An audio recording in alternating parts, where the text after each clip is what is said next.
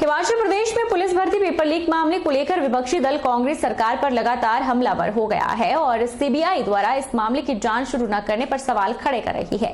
यही नहीं, कांग्रेस द्वारा एसआईटी पर सबूत मिटाने के भी आरोप लगाए जा रहे हैं। कांग्रेस के कार्यकारी अध्यक्ष हर्ष महाजन ने कहा कि अभी भी एसआईटी इस मामले की जांच कर रही है, ऐसे में एसआईटी सबूतों के साथ छेड़छाड़ कर सकती है।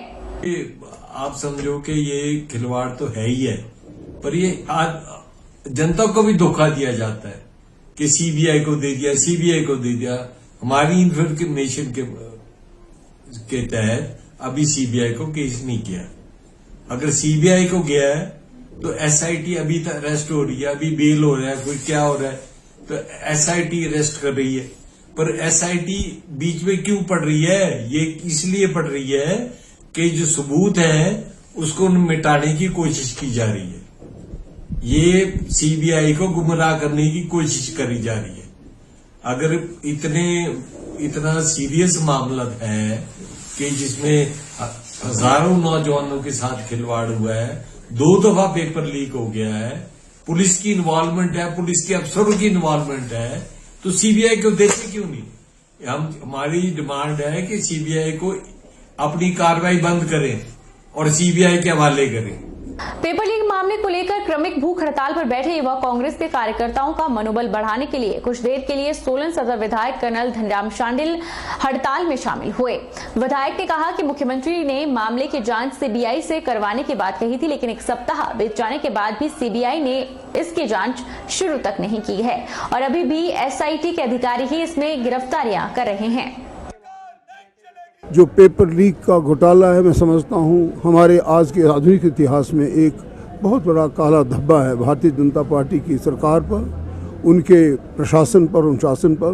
और मेरा मानना है कि हमें एक बहुत बड़े वादे दिए गए थे कि हम हर साल 2 करोड़ नौकरियां देंगे, और वो वादे सबको मालूम है, उसे मैं बार बार नहीं बताना चाहता। परंतु जो अपने परिश्रम से, कठिन परिश्रम से लड़कों ने, हमारे युवाओं ने कमाया था, उसको भी गंवा दिया। तो नौकरी तो क्या देनी। अब उनके मन में एक बड़ा भारी संशय पैदा हो गया है कि क्या ये सरकार युवाओं के लिए हमारे जो उनकी प्रतिभा है उनको उभार पाएगी या कि इस प्रकार से धोखा देती रहेगी। आने वाले समय में झंडुता उपमंडल मुख्यालय में किसी भी कोने से लोग मात्र 45 मिनट के भीतर पहुंच जाएंगे। 9 छोटे बड़े पुलों का निर्माण किया जा रहा है, जिसके तहत 5 पुल बनकर तैयार हैं, जबकि शेष 4 निर्माणाधीन हैं। इसी वर्ष सभी पुल बनकर तैयार होंगे। ये बात झंडुता के विधायक जीआर कटवाल ने कही। जो विकास के कार्य हुए हैं और जो चल रहे हैं उसके आगे बढ़ाते हुए माननीय मुख्यमंत्री महोदय जून के प्रथम सप्ताह में झंडुता चुनाव क्षेत्र का दौरा करने वाले हैं।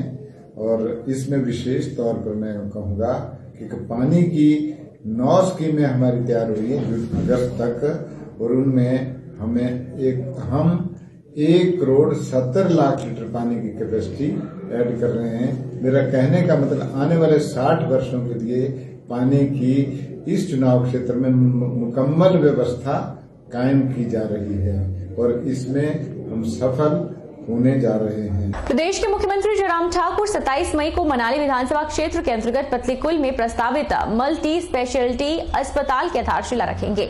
हंस फाउंडेशन द्वारा निर्मित किया जाने वाला यह अस्पताल जिला की स्वास्थ्य सेवाओं में मील का पत्थर साबित होगा। यह जानकारी शिक्षा मंत्री गोविंद सिंह ठाकुर ने दी। शिक्षा व कला, भाषा एवं संस्कृति मंत्री गोविंद ठाकुर ने पतलीकुल में अस्पताल के भूमि पूजन के लिए मुख्यमंत्री के दौरे के संबंध में तैयारियों को लेकर बैठक बुलाई। बैठक में विभिन्न विभागों के अधिकारियों के अलावा पंचायत राज संस्थानों के चुने हुए प्रतिनिधि और भाजपा के प्रतिनिधियों ने भाग लिया। उन्होंने कहा कि पतलीकुल में आज तक का सबसे बड़ा और शानदार समारोह होगा। मुख्यमंत्री का स्वागत करने के लिए विधानसभा क्षेत्र और कुल्लू से 10,000 से ज्यादा लोगों के आने की संभावना है।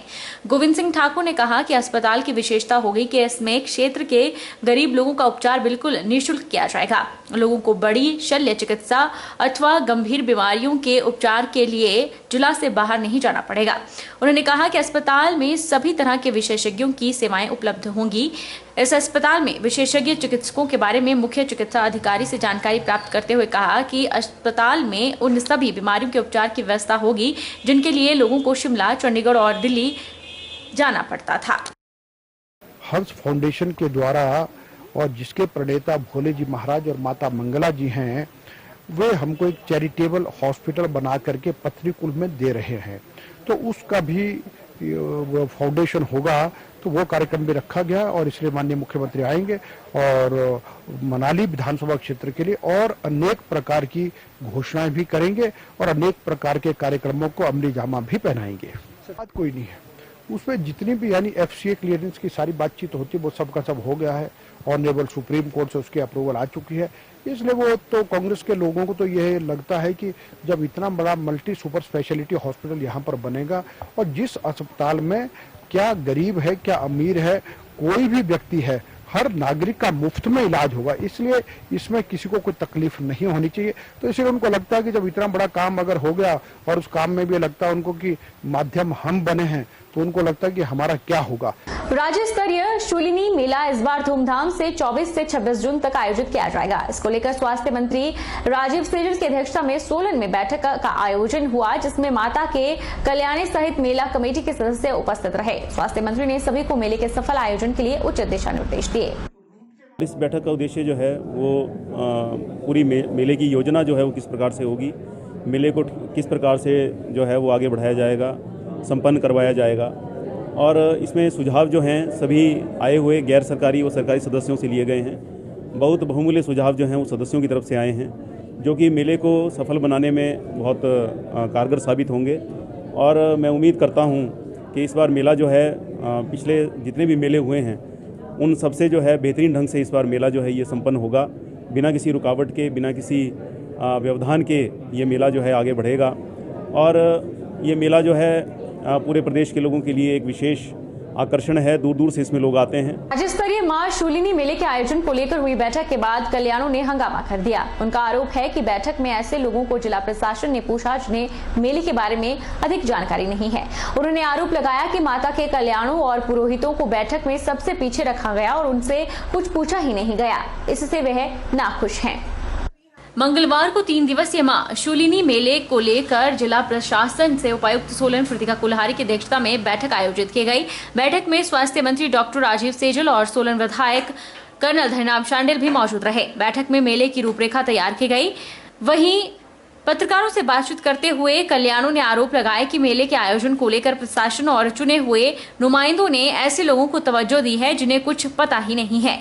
शेर सिंह ने कहा कि जब से मेला आयोजित हो रहा है तब से लेकर आज तक कई प्रशासनिक अधिकारी बदल गए हैं और कई राजनेता, लेकिन कल्याणों के 200 परिवार अभी तक नहीं बदले, जिन्हें मेले के आयोजन को लेकर होने वाली पूजा और अन्य चीजें होने के बारे में पता है। उन्होंने कहा कि आज तक वे कई बैठकों में हिस्सा ले चुके हैं। स्वास्थ्य मंत्री राजीव सैजल भी वोटों की राजनीति कर रहे हैं, लेकिन माता सब देख रही है। उन्होंने कहा कि पहले भी कुछ नेताओं ने ऐसा ही करने का प्रयत्न किया, लेकिन आज वह नेता कहां विलुप्त हो गए किसी को भी पता नहीं है। जिनकी कुलदेवी होती है, कुल देवता होता है, उनको पता होता है उसके विषय में कि मेला का प्रारूप क्या होगा, मर्यादाएं क्या है, किस ढंग से डोली उठाई जाएगी, कौन कौन उठाएंगे। मगर यहाँ हिसाब किताब कुछ और है। जो हमारे चुने हुए नुमाइंदे हैं पता उनको सब कुछ है, मगर वो भी जो है वो देख रहे हैं कि भाई क्या क्या होता है, क्या क्या नहीं होता है। उनको अपने इससे मतलब है, तो उनका अपना हिसाब किताब है, हमारा अपना है। हम बोलते हैं भाई सबसे पहली चीज़ तो ये है सजेशन किससे क्या लेनी। अरे सजेशन सबसे पहले तीनों तो लो, उनसे सजेशन लो जो उसके कारदार हैं, जिनकी ये कुलदेवी है या जो हमारे पुरोहित हैं जिनका ये काम है, ठीक है ना जी। पहले से लेके सबसे पहले जो धार्मिक कार्य होते हैं उनमें पुरोहित को पूछा जाता, पुरोहित बैठ रहा पीछे हम हो जाए, ठीक है, बाकी कार्य करेंगे आगे। तीनों लग रहे पूछने बाद जो जड़ मूड रहा पता ही नहीं। अरे हम यूँ बोलते हैं कि जिनकी कुलदेवी है उनको पता है, भाई उनको पूछो। तीनों तो लगे उनको पूछना, तो हो रही पूछो। आज से 44 साल पहले से लेके आज तक लगभग 10 DC बदल चुके हैं, SDM बदल चुके हैं, तहसीलदार बदल चुके हैं। जितनी भी बार बात होती बेचारे जो है वो नए से नए आ जाते। अब इनको बेचारों को क्या बोलना, इन्होंने अपने आप इन्होंने अपना काम करने और बेचारे चले जाएंगे। असली पता जो है वो कारदारों को, ये पुरोहित को, तीनों तो लेकिन वो पूछना। रुकेंगे एक छोटे से ब्रेक के लिए। ब्रेक के उस पार फौरन लौटेंगे। आप बने रहिए हमारे साथ।